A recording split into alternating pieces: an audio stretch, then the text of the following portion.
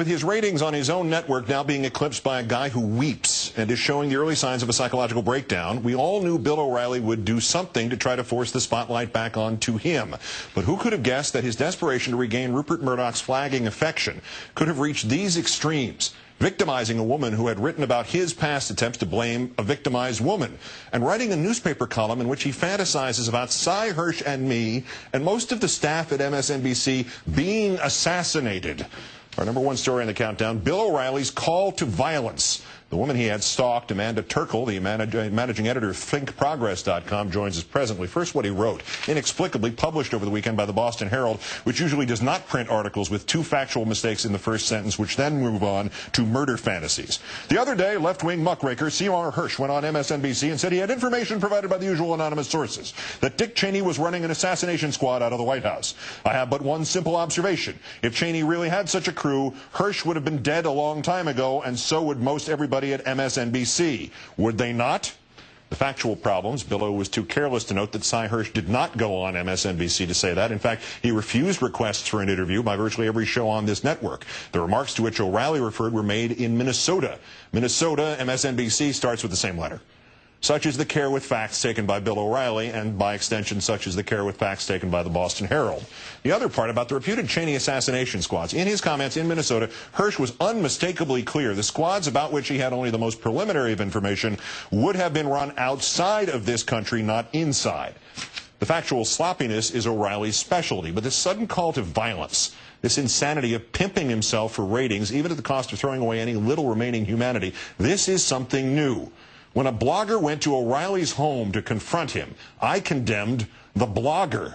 When I dared to catch O'Reilly in another lie, he wrote an op-ed for a newspaper passively theorizing about the deaths of me and everybody who works with me. When a web editor called him out for blaming a rape victim, then speaking at a fundraiser for rape victims, he accused her of hurting rape victims, and he stalked her. Well, let's not ignore your dirty little secret, Bill. You're not man enough to have done that yourself. You leave the stalking to a kid named Jesse. Now you write about which journalist Dick Cheney would have had killed. You are without conscience, without soul, and your description of yourself as a Christian are laughable and demeaning to those of all faiths.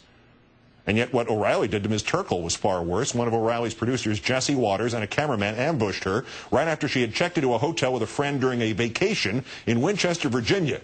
Ms. Terkel surmised that the 2 men must have staked out her apartment and followed her car for 2 hours to the vacation destination. They asked her about her then 3-week-old post. The ambush interview was the centerpiece of O'Reilly's rant last night. He wrote a blog about Bill O'Reilly going to speak for this rape function, this charity group, and you attacked him personally, and you attacked the foundation, and you brought a lot of pain and suffering to this group. What's your reaction? What I remember was highlighting a comment that Bill O'Reilly had said, and that's what I remember doing. I don't remember attacking the foundation. What did Bill O'Reilly say? I can't remember exactly what he had said because it was a while ago, but I remember it was something having to do with he had talked about a rape victim in a derogatory way that seemed to place the blame for the rape on the victim.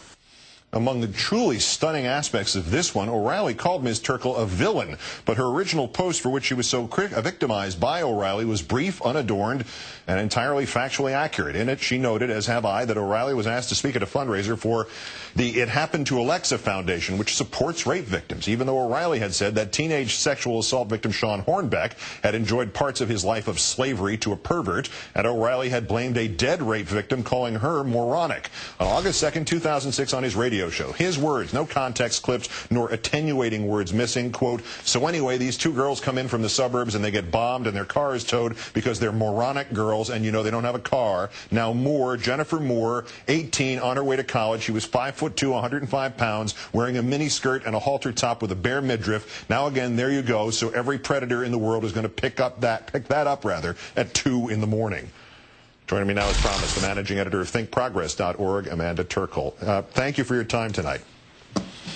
Thanks for having me on. What we saw there was just one part of that clip that O'Reilly played last night, which was itself pretty thoroughly edited. Describe the experience firsthand. Well, of course, what O'Reilly left out last night is how he got that clip.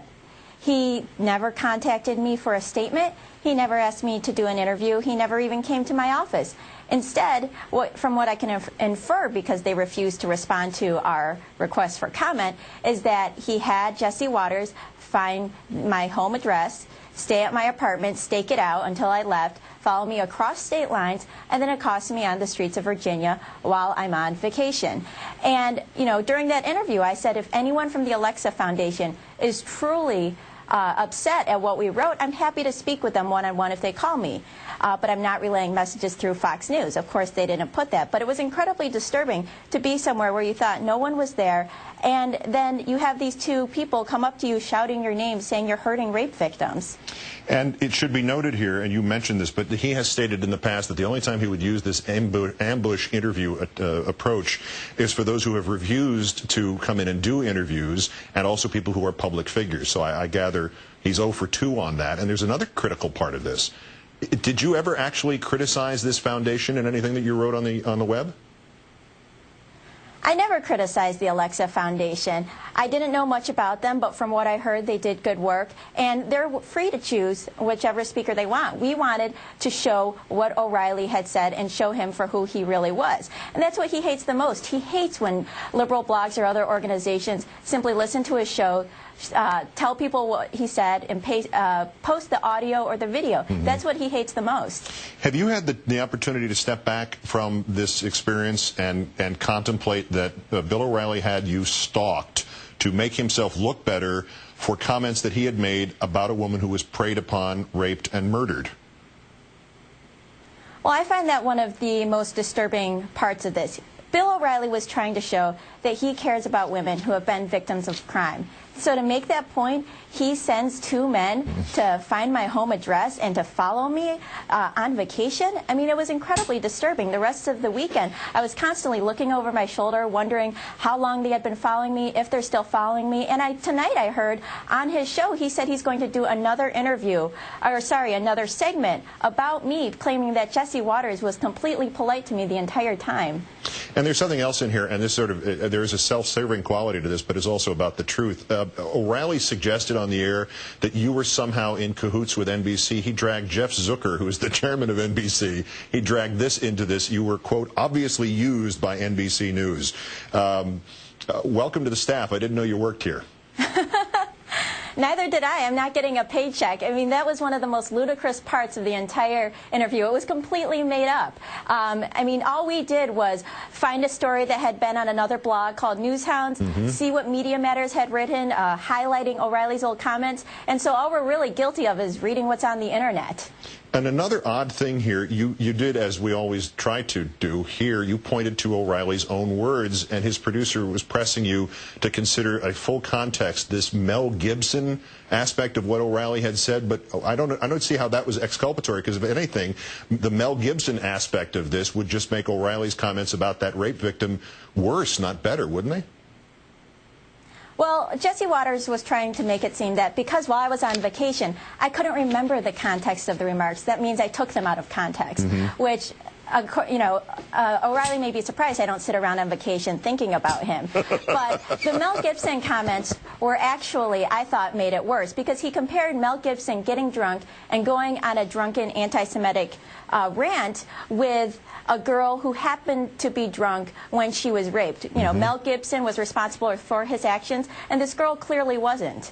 Well, and in that larger context there, and this is also true with Rush Limbaugh, if you did not, their defense always is if you did not see the whole show and you're not a regular viewer, you don't have a right to criticize or quote it, which is extraordinary in any event. Amanda Terkel, the managing editor of thinkprogress.org, on behalf of television, my apologies for him, and thanks for your time tonight. Thank you.